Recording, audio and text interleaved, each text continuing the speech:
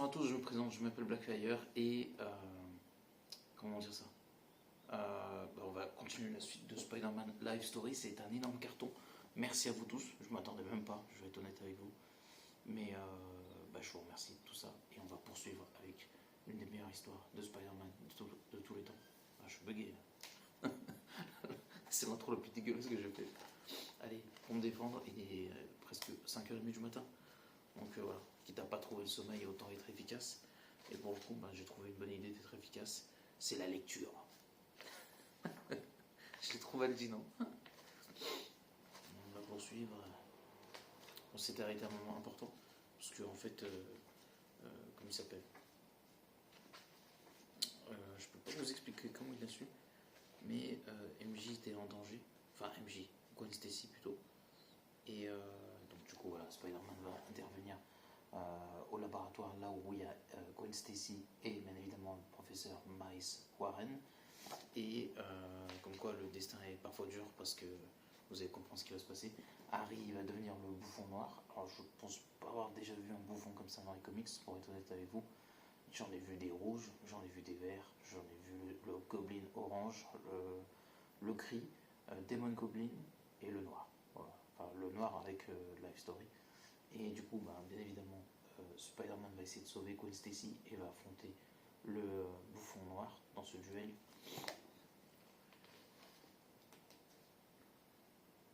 Sauf que les choses ne vont pas se passer comme prévu. Alors attendez, faut pas que je me trompe.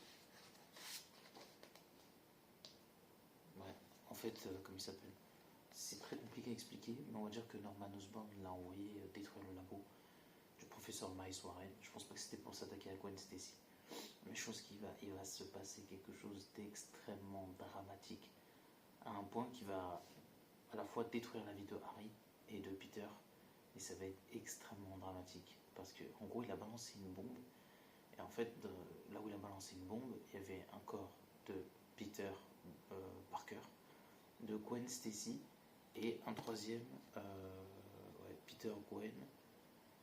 Je sais plus c'est qui est celui qui est au milieu, j'en ai aucune idée. Peut-être Norman ou peut-être Miles, je sais pas c'est qui est au milieu. Peut-être Harry, j'en ai aucune idée. Vous allez comprendre plus tard et vous allez voir à quel point c'est dramatique. Je vous laisse un peu sentir le truc dramatique qui va arriver et on va vite enchaîner. Et voilà, dans les temps dramatiques, il faut toujours prendre son temps. Donc, non, il n'a pas encore détruit les trucs, je crois. C'est après, il n'a pas encore détruit les... C'est ce que je me disais, le combat est un peu trop rapide. Donc on va voir Harry affronter Spider-Man, un peu comme dans les comics. Donc tous les deux ils s'affrontent. Et voilà, rien d'extraordinaire. Et en fait, Harry décide de détruire les corps en fait en question, parce que voilà, il voit un corps de son père ou de lui, il voit Peter, il voit Gwen, et il se dit ouais, mais c'est quoi ça, c'est n'importe quoi, il faut le détruire sans se poser trop de questions. Je sais de ça, pourquoi il fait ça d'ailleurs. Ouais, en fait, Peter arrive à raisonner Harry, et en fait, voilà, Peter dit il faut détruire ça, et Harry lui dit t'as raison. Et en fait, dans un moment d'instinct, Harry en fait, il envoie des bombes sur les corps qui vont exploser. Et il y en a 2 qui vont mourir, et vous allez voir pourquoi c'est hyper dramatique. Parce qu'on voit le corps de Norman Osborn en train de mourir, on voit le corps entre guillemets de Peter qui n'est pas mort, le clone, donc Peter a son clone qui va lui sauver la vie, mais un corps va mourir et c'est Gwen Stacy. Jusqu'ici vous me dites bon c'est dramatique, mais bon si c'est un clone, qu'est-ce qu'on en a à faire? Sauf que vous allez avoir un twist, celui-là il est sale.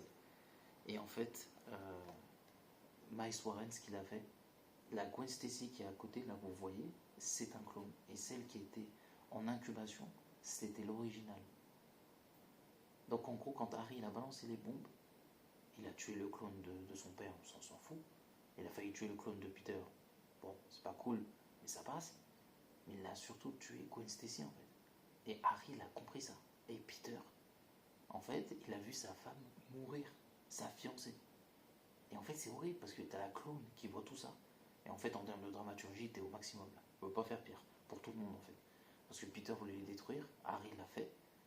Alors qu'il voulait peut-être pas que ça se passe comme ça, mais Harry fait, sans explication du professeur Miles Warren qui a détruit la vie de Harry, Peter et de Gwen Stacy. Et de Peter, en fait, c'est un truc horriblissime. Et en fait, Spider-Man va essayer de tenter dans un dernier sursaut d'espoir d'essayer de la sauver. Malheureusement, en vain, elle est morte. Je trouve que c'est aussi dramatique que le coup du pont, ou plus, parce que là, en fait, Norman Osborn, il a tué la vie de tout le monde. Harry a été son instrument avec le professeur Miles Warren, et là, Spider-Man, il a tout perdu en un instant.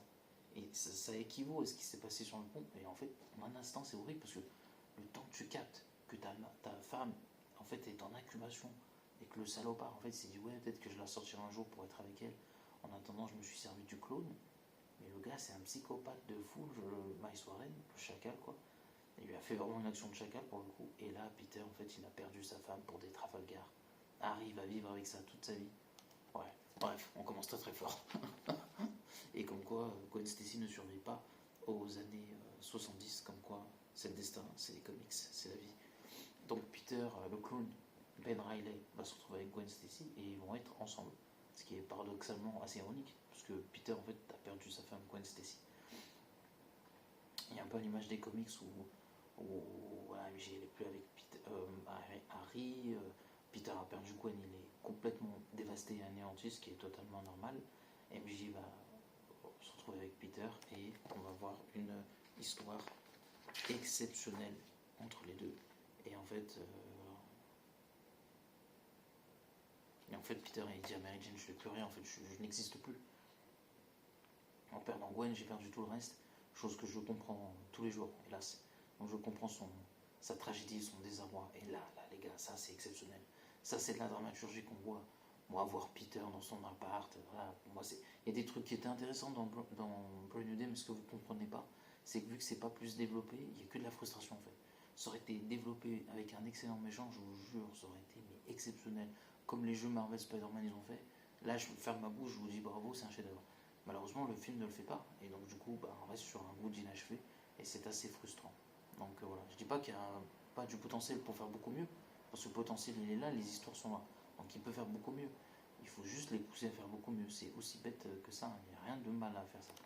Donc ensuite on va enchaîner, et ça va vous plaire parce qu'on va parler des années 80. Donc MJ est enceinte, donc elle devrait avoir un fils ou deux jumeaux, je crois. Je ne me rappelle plus à ce moment-là de l'histoire. Il me semble que c'est deux jumeaux. Et vous allez kiffer parce que voilà, Spider-Man en attendant, il est sur Secret Wars, voilà, je vous utilise le truc, et en fait dans cette planète, voilà, il y a les Avengers, Spider-Man, les X-Men qui affrontent Doctor Doom, Kang, Ultron, Kang, voilà, comment ça s'appelle, j'ai oublié son nom. Là, il y a Magneto, il y a l'Enchantress, voilà, il y en a plein d'autres, mais je les ai plus tous en tête. Donc voilà, et Ultron est bien fait en plus. Et voilà, donc on voit Peter qui est toujours sur Battle World et qui va prendre bien évidemment le symbiote à ce moment-là, parce que chacun dans ce laboratoire dans Battle World va apprendre des trucs intéressants pour s'améliorer et tout ça. Et Spider-Man va trouver les symbiotes qui va faire bien évidemment qu'un avec lui.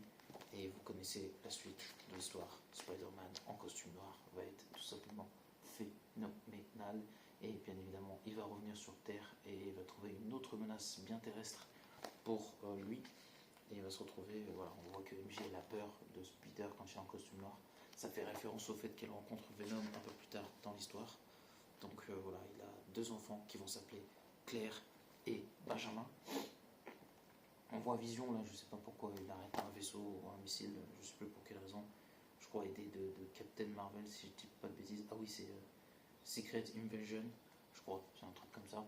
Et on va enchaîner parce que ça concerne peut-être vaguement Spider-Man.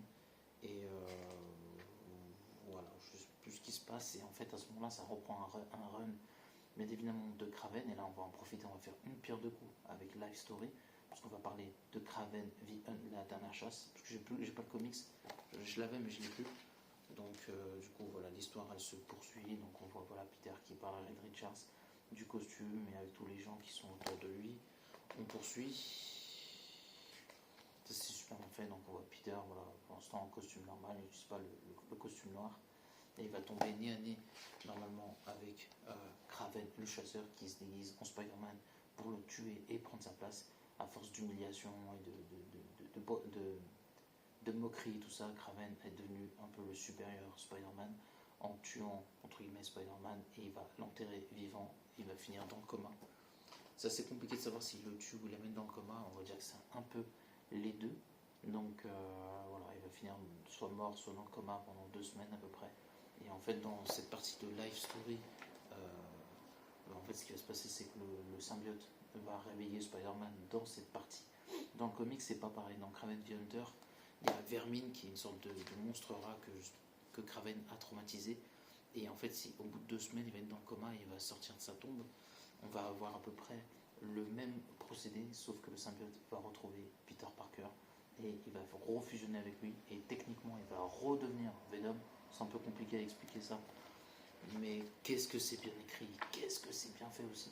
Et du coup, Spider-Man noir va se venger, bien évidemment, de Kraven, le chasseur. On va peut-être enchaîner finalement. Je trouve ça trop cool. Et donc voilà, on va voir que Kraven s'habille en costume noir et que Spider-Man, voilà, que vous voyez en plus costaud qui va attraper Kraven, va le monter en l'air. Et en fait, Spider-Man devient Venom, entre guillemets, pendant un petit court instant. C'était super bien fait ça dans cet arc-là. Et MJ, voilà, va enlever le symbiote à Peter et bien évidemment elle va arrêter Kraven. On va peut-être continuer, on va finir cet arc finalement, je trouve, autour de Kraven le chasseur. En tout cas cette partie-là, parce qu'on va voir en fait Kraven à ce moment-là, où Spider-Man voulait en terminer avec lui, mais voulait d'abord arrêter Vermine avant de le rattraper. Et en fait dans le comics original, Kraven décide de se suicider et il meurt. Là, en fait, il va se suicider, le costume noir va intervenir et vous verrez plus tard, et on va s'arrêter là pour Spider-Man Life Story partie 2. Donc n'oubliez pas de commenter, liker la vidéo. Et à la prochaine. Ciao tout le monde.